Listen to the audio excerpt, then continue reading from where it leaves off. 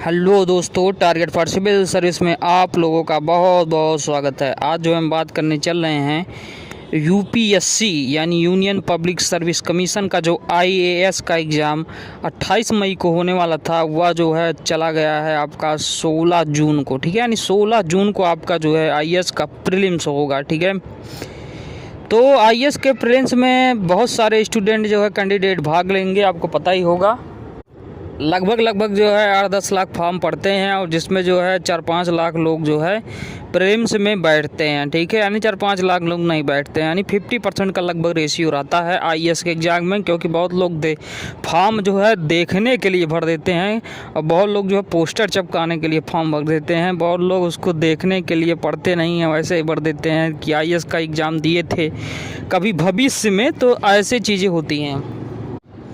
तो ये सारी बातें हैं। अब हम बात करते हैं, मुद्दे से भटकेंगे नहीं। यूपीएससी जो है प्रीलिम्स का पेपर के लिए जो है इम्पोर्टेंट बातें क्या क्या करनी चाहिए। पहली बात जो है, अब परीक्षा नज़दीक आ गया है, लगभग 18-20 दिन बचे हैं, तो इसके लिए आप बहुत ज़्यादा परेशान हो गए होंगे। पढ़ाई में आप बहुत डिस्टर्ब होते होंगे, कौन सा सब्जेक्ट पढ़ें क्या ना पढ़ें, कैसी क्या हो, इन सभी चीज़ों से जो है आप बहुत ज़्यादा परेशान में होंगे कि ये सब्जेक्ट तैयार कर लें, इससे क्वेश्चन आएंगे, वो सब्जेक्ट तैयार करने उससे क्वेश्चन आएंगे, 20 जो है मैगजीन पढ़ लें, 20 मैगजीन से क्वेश्चन आएंगे। तो मैं एक सीधी बात बता दे रहा हूँ, अगर विजन 365 आप कर ले गए हैं, मंथली मैगजीन विजन का पढ़ रहे हैं या कोई और न्यूज़पेपर एक पढ़ रहे हैं, बस उतना ही काफ़ी है। करंट अफेयर्स आपको जो है वो नहीं बनना है, करंट का दादा नहीं बनना है, आपको बस विजन 365 करना है और मंथली अगर किए होंगे तो उसका रिवीजन करना है बस, और उसके साथ एक न्यूज़पेपर पढ़े होंगे, बहुत है, इससे ज़्यादा कुछ नहीं पढ़ना है।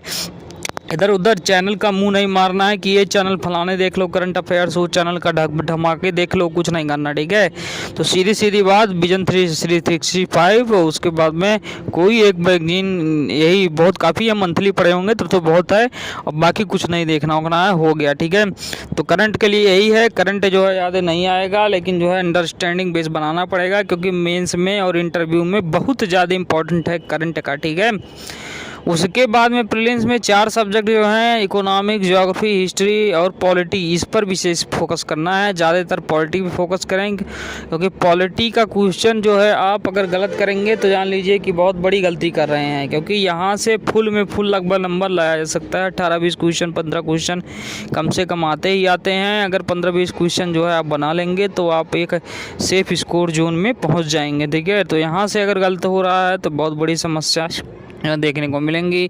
पॉलिटी के लिए आपको पता है एम लक्ष्मीकांत की बुक बहुत इंपॉर्टेंट है, तो उसका रिवीजन कर लीजिए इम्पोर्टेंट बहुत तेज़ी से, क्योंकि आप पढ़े ही होंगे।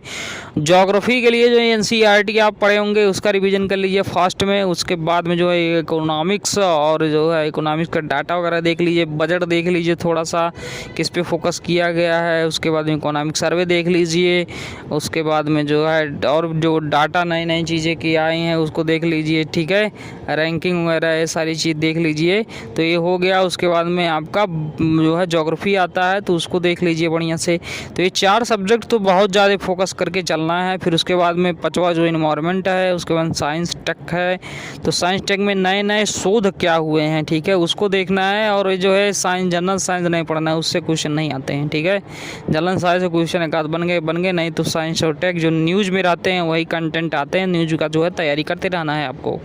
ठीक है, तो ये साइंस टेक के लिए आपको ये सब पढ़ना है। उसके बाद इन्वायरमेंट इकोलॉजी का ये करना है।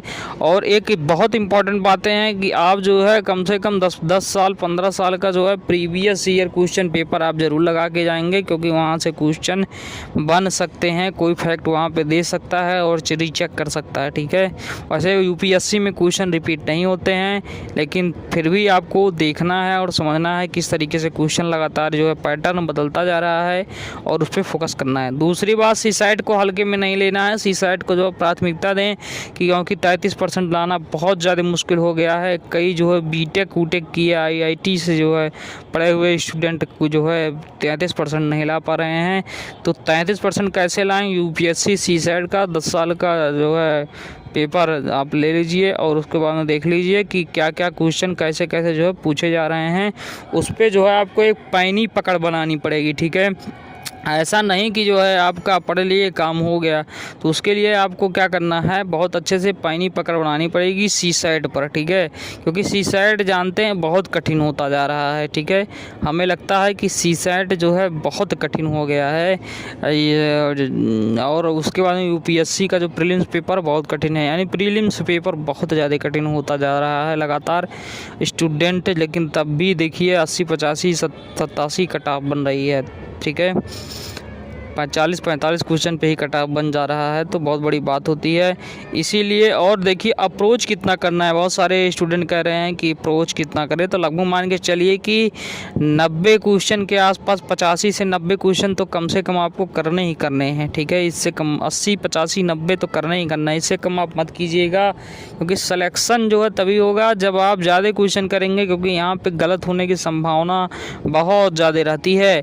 तो अगर आप 80 85 करेंगे तब भी आप 50-45 तक आप सेफ जो है पहुंच सकते हैं। और अगर आप इससे कम करेंगे तो कोई चांस मुझे नहीं लगता है कि आपका प्रीलिम्स क्लियर हो जाएगा। क्योंकि सभी को, कोई भी जो है नहीं जानता है कोई भी कि इतना क्वेश्चन सही हो सकता है। तो बहुत ही इम्पोर्टेंट है कि आप इतने क्वेश्चन जो है अटैम्प्ट करें, सावधानी बरतें। और इस गर्मी तो बहुत ज़्यादा पड़ रही है, आपको पता है। गर्मी में जो है पढ़ाई आप करें और साथ साथ सेहत का भी ख्याल रखें। क्योंकि आप अगर एक दिन बीमार पड़ते हैं तो उससे जो है बहुत ज़्यादा जो दिक्कत आपको जो है पड़ सकती है। तो गर्मी का भी ख्याल रखें और साथ ही अपना हौसला बनाए रखें। जो होगा देखा जाएगा, क्योंकि आपको पता ही होगा कुछ नहीं होगा तो कुछ तो होगा ही। तो इसलिए आप जी जान लगा के पढ़ाई करें, मौज मस्ती करते रहें, थोड़ा सा घूमते उमते रहें, टहलते वलते रहें, पढ़ाई करते रहें। धन्यवाद। और हमारे YouTube चैनल को लाइक शेयर सब्सक्राइब करें।